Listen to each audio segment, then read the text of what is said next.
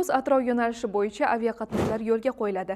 Qoraqalpog'istonda tadbirkorlikka o'qitish, g'oyani biznesga aylantirish, buxgalteriya, bank, marketing, ichki va tashqi bozorlarga chiqish bilan bog'liq kompleks xizmatlarni ko'rsatadigan yoshlar biznes inkubatori ishga tushiriladi. Mart oyida 5 kunlik ish haftasida ishlovchilar 2 marta 3 kun uzluksiz dam olish imkoniyatiga ega bo'ladi. Assalomu alaykum. Muhim xabarlarni tarqatish maqsadida biz hafta dayjestni boshlaymiz. 24 fevral kuni Prezident Shavkat Mirziyoyev yoshlar bilan ularning tashabbuslarini qo'llab-quvvatlash bo'yicha qo'shimcha imkoniyatlarga bag'ishlangan ochiq muloqot o'tkazdi. Unda yoshlarning takliflari eshitilib, ayrim rahbarlar qat'iy ogohlantirish oldi. Yana bir marta rektorlarni ogohlantiraman. 4-5 yil o'tirib talabani ishlik qilmagan rektorlar lavozimida o'tirishga haqqi bormi, yo'qmi degan savol meni qiynaydi. Men ham institutda ishlaganman ko'p yil. Nimaga oliygohni bitirgan 100% bola ishli bo'lmaydi?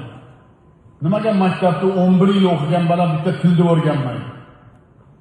Nimaga maktabda 11 yil o'qigan muallim, ta'lim, maktab direktori bitta kasbni o'rgatmaydi? Xususan, yosh oilalarni qo'llab-quvvatlash maqsadida uy-joy ipoteka dasturi doirasida kredit stavkasining 14% dan oshgan qismi byudjetdan qoplab berildi.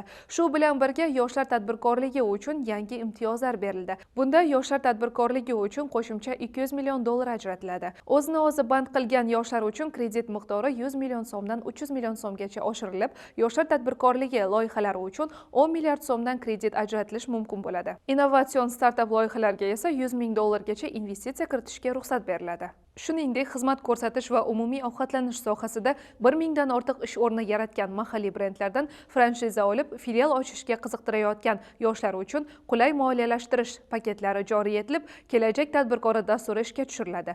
Hamda yosh tadbirkorlarga 7 yil muddatgacha 15% lik kredit ajratiladi. Qoraqalpog'istonda tadbirkorlikka o'qitish, g'oyani biznesga aylantirish, buxgalteriya, bank, marketing, ichki va tashqi bozorlarga chiqish bilan bog'liq kompleks xizmatlari ko'rsatadigan yoshlar biznes inkubatori ishga tushiriladi. Mamlakatimizda har haftaning payshanba kuni vazirlik, idora va hokimliklarda yoshlar kuni bo'lishi belgilandi. Shu kuni sohaga mas'ul rahbarlar mahalla, maktab, texnikumlarga borib, yoshlarni eshitadi va muammosini hal qiladi. Hokimlar yoshlarga mos savdo servis loyihalarini ishlab chiqadi. Yoshlarning ta'lim olishi, sport bilan shug'ullanishi, kasb va hunar o'rganishi, ishga kirishi yoki tadbirkorlik bilan shug'ullanishiga ko'maklashadi. Startapchilar bilan uchrashuvlar o'tkazib, alohida mablag' va grantlar ajratadi. Nukus atrof yo'nalishi bo'yicha aviaqatnovlar yo'lga qo'yiladi. Joriy yilning 29 mart sanasidan boshlab Centrum Air aviakompaniyasi tomonidan Nukus yo'nalishi bo'yicha aviaqatnovlar yo'lga qo'yiladi. Parvozlar haftasiga 2 marta payshanba va yakshanba kunlari amalga oshiriladi. Uchish vaqti 2 soat. Bu yo'nalish O'zbekiston va Qozog'iston o'rtasidagi transport bog'liqligini mustahkamlash, iqtisodiy va madaniy hamkorlikni rivojlantirishga xizmat qiladi. Aviachiptalarni rasmiy veb-saytda va aviakassalar orqali sotib olishingiz mumkin. Obodonlashtirishning 100 mutaxassisi farzandlarining kontrakti to'lab berildi. Prezidentning 5-sonli farmoni ijrosi doirasida 100 sanitariya va obodonlashtirish xodimlari farzandlarining kontrakt puli qoplab berildi. Buning uchun chiqindilarni boshqarish agentligining byudjetdan tashqari mablag'lardan jami 924,2 million so'm ajratilgan. Bu yordam ijtimoiy qo'llab-quvvatlash tadbiri sifatida amalga oshirildi. Tashabbus orqali soha xodimlarining oilalarini qo'llab-quvvatlash va yoshlarning ta'lim olishini rag'batlantirish maqsad qilingan. Sizga yetkazmoqchi bo'lgan xushxabar va yangiliklarimiz shulardan iborat edi. Kelasi hafta siz uchun ham, biz uchun ham xushxabarlarga to'la bo'lsin. Ko'rishguncha.